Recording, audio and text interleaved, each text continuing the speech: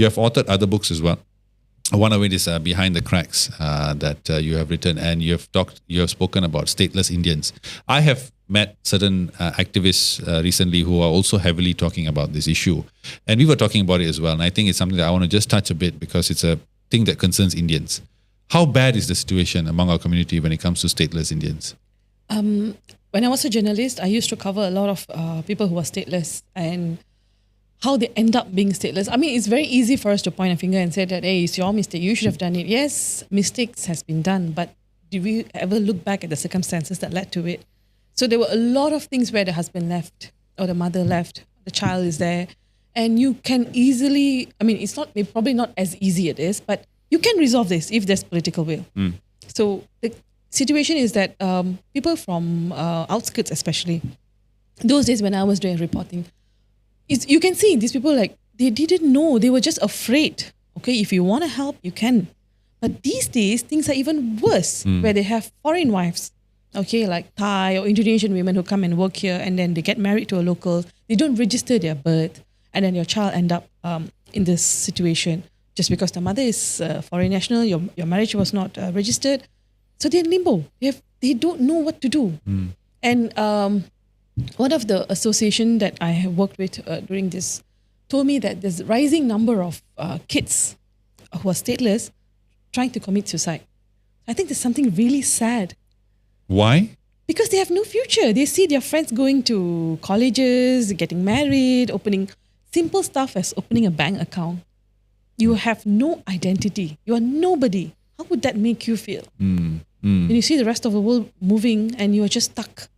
Does this issue only concern a certain demographic in the Indian community? Not really. We have even Chinese kids who are stateless. Oh, wow. Wow. And for the same reasons? Correct. Because they marry foreign wives. I mean, this is happening even areas in Puchong. It's not like somewhere in Raob or, some... Why do you think... See, such a situation doesn't seem so hard to solve. Because if I'm a Malaysian, say I'm the man and I marry a foreign lady, but I have a child, there are hospital records. There are records that prove that this person gave birth to this child, is mine. Why is it so hard for them to actually register the kid? What's stopping them? First, they didn't register the marriage. Okay. Number one, because it was like, you do it tomorrow lah. Or I do it, customary marriage and that's it. We'll do the registration later tomorrow. And then one day comes like this lady says, I want to go back. I'll come back in 2 weeks' time and disappears. And they're now like, oh my God, I should have done it earlier.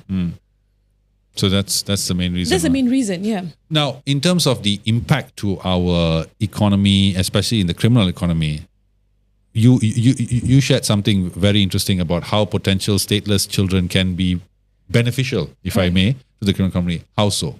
Okay, I'm not trying to say that stateless kids are bad or these people can easily be...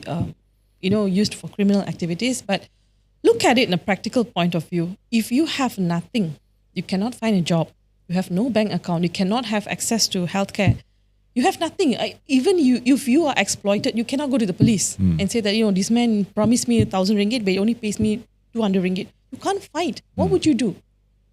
And now I come, okay, I'm a criminal or a drug lord, and I say that, hey, I give you 5,000 ringgit, just go and shoot this fella, I hate his face. Won't you do it? Even if you do, this stateless person does it, there's no records of you in the system. So there's no way for the police to track you? There's no way police can track you. And also, it's like a double-edged sword where... I can leave my fingerprints there. Nobody's going to know. So imagine the kind of things I can do as a criminal, as a child who is stateless, and you ask me to kill someone.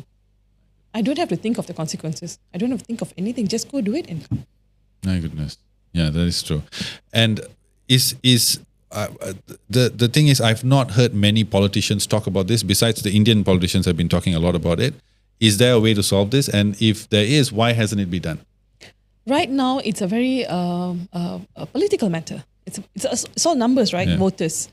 But if it turns into a security issue, if we are now afraid, thinking that any man can break into my house, can do anything in the house, leave prints and you can't track him, you can't find this person. Would that put you in a situation where I need to reassess the situation now? Yeah, definitely. So unless we have this fear, unless we turn this into a security issue, nobody's going to take this seriously. It's just political, it's just numbers. There we go again. The reactive nature of our government comes out to play. Yes, not proactive, always reactive. Yeah. Again, your views are. My views, yes. We've both shared some pretty questionable views on this conversation.